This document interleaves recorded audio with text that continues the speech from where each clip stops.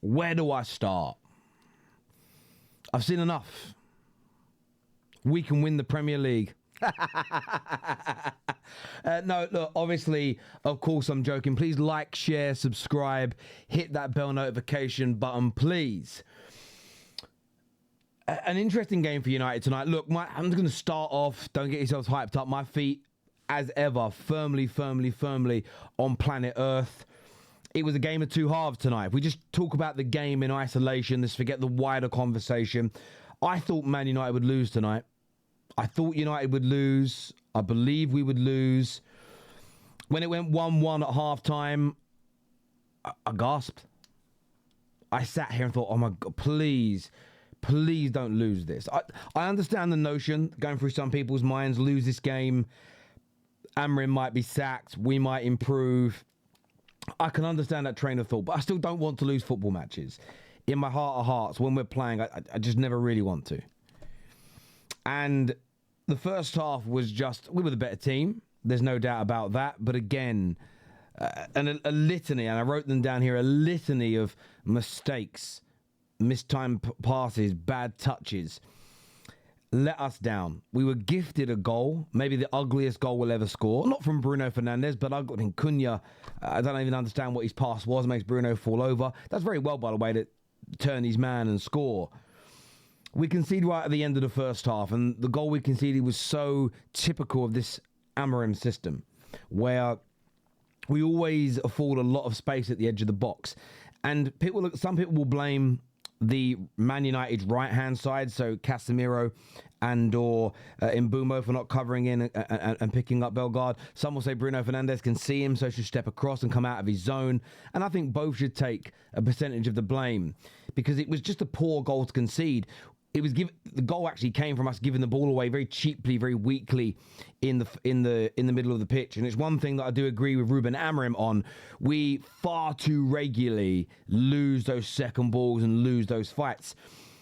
Ball falls to Bellegarde, he equalises, and it ended what I thought was an abysmal first half for Manchester United. A first half where we were poor on every single level. Yes, we scored a goal, but we lacked intensity, we lacked fight. The shape just felt awful and awkward defensively. You could see a goal coming. And the defensive setup from Amorim is an absolute disgrace at the moment. It is. And the shape is all over the place. It leaves United far too easy to play through. And there were multiple times where one or two balls and they're in on goal. And that is the system. And we can blame individual players for not being in the right place. But actually, when we actually went 3-1 up and 4-1 up, we actually stayed in their shape a lot better. It's when we step out to attack, the holes are there, the holes get exploited. It's something that must be worked on. But the second half, I have to and will give credit to Ruben Amorim and the team. They came out with far more intensity. They came out with the bit between their teeth. We passed the ball quicker. The first touch was better. And I thought it was a superb second half. And we did in the second half what we're meant to do to a team of the quality of Wolves. Disband them. And we did that from the first whistle to the last whistle of that second half. The intensity was there, the fight was there, and there was a clinical edge. The final balls, the passing from Mason Mount, there was an authority, there was a zip, there was a swaz to the way he was hitting the ball. I loved it. I loved every single element of that. In fact, I was a little disappointed in the last 9 minutes of the game that we didn't try and get a fifth or a sixth. It was one of those games where in the end I didn't want to see it end, because rarely do we get this. We rarely get to feast as Man United fans. And I think there's still a feeling of disappointment amongst us, because we think back now to the Everton game, the West Ham game, and you go, oh, where could we have been in the league? Now, Amorim has got to fix the defensive issues, because it's a mess if he wants to survive here. And I say that because Man United are the third highest scorers in the Premier League. The third highest scorers in the Premier League. Let that sink in for just a second and just a moment. Third highest goal scorers in the league. Unless I've misread that. I'm going to go back now and look. In case I've lied. City have 35 goals. Arsenal have 28. Man United, yes, we have 26 goals. Now Tottenham, Brighton, Chelsea, all on 25. So there's teams that are right behind us, but we are the third highest goal scorers in the league. I said last year we'd get 20 to 30 additional goals. We're tracking towards doing that. And don't tell me it was only because you played Wolves. Well, everyone's fucking played Wolves, haven't they? We're going to take their goals away against Wolves, and the numbers are still pretty similar, right? So from my point of view, we're scoring goals, but we've got to be able to defend better. It's so that part of the game annoyed me. It really did. On the positives, look. No, I'll finish off on all the negatives, and I'll go on to more positives. I don't understand why we're bringing two centre-backs on when we go 3-1 up. I get Lisandro Martinez. You want to get him back into full fitness. You want to give him some playing time. But I couldn't for the life of me understand why we're bringing on... we're taking off Heaven. Keep him on. Give him another 20 minutes of experience. Another 20 minutes of, understanding and learning more of the game. It's also a skill to learn how to see games out. Bring Lisandro on next to him, into his more natural position on the left. That's what I would have personally done.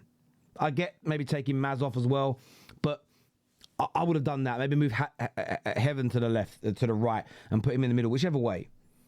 I also was a little disappointed to not see Shea Lacey come on.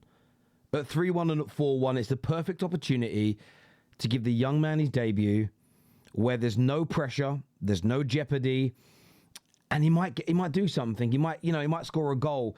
I was disappointed in that. I was really disappointed that Ruben Amorim didn't do it. And so from my point of view, sorry, Sandra made me laugh with a comment. I got a reply.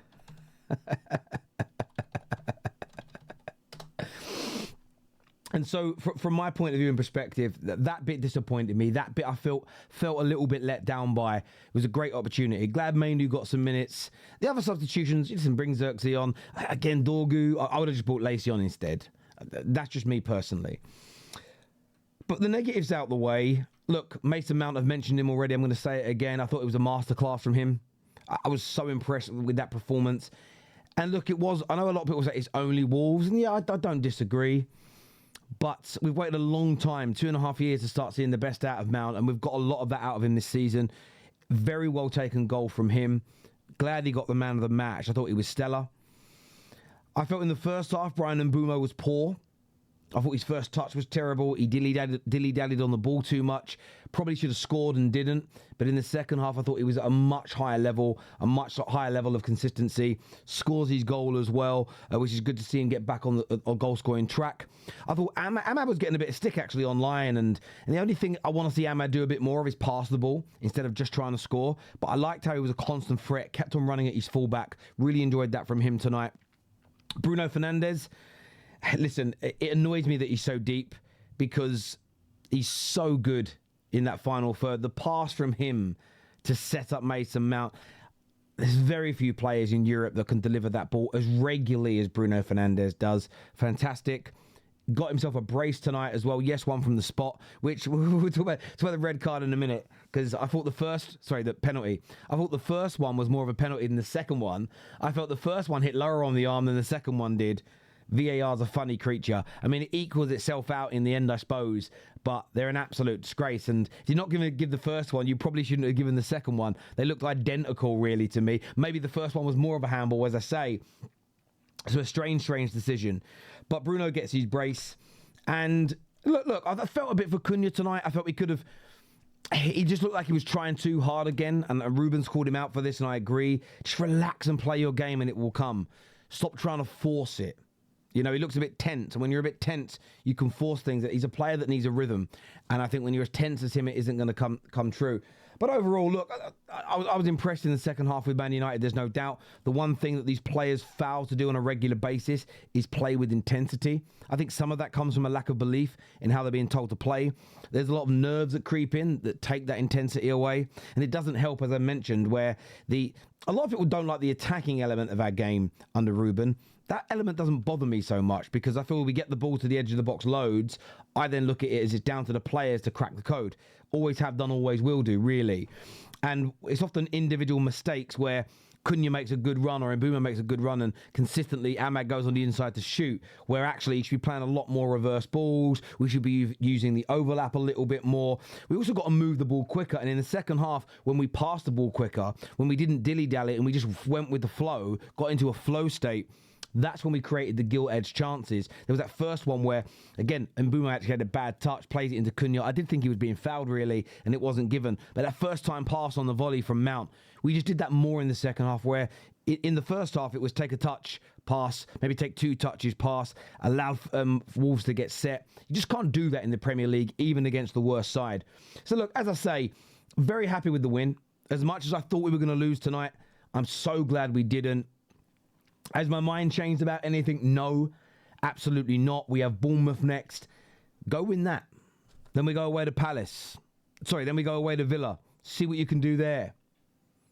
Then we play at home to Newcastle. The next 3 games, then we play Wolves, the 4th game in the Christmas period.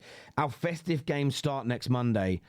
And we play Bournemouth, we play Villa, and we play Newcastle. 3 teams all fighting for the European places. Champions League, Europa League, Conference League places. I'm at a point where I'll maybe reassess my feelings towards Amorim, the team, and what we'll do this season after those 3 games, plus the Wolves match. Win all 4, we'll have a conversation. We could lose all fucking 4 now in Man United, and it'll be a very different one. But my mind doesn't change on anything. I have the same aggression, and I have the same frustrations, and I have the same view on everything. Feet firmly on the ground. I'm assessing the managers, players, and ownership with absolute equal measure. It's important that we keep that balance as fans. But on tonight's game, let's boil it down to tonight rather than always looking for the wider picture. Very happy with the second half. Still disappointed with the defensive shape. Annoyed at the substitution still from Ruben. I look at it this way. You throw Lacey on. Just gets everyone off your back for a little bit. Surely that would have been the right thing to do. But maybe that's me. Listen, give me your views and opinions. Please like, share, and subscribe. And I can't wait to read back what you've got to say.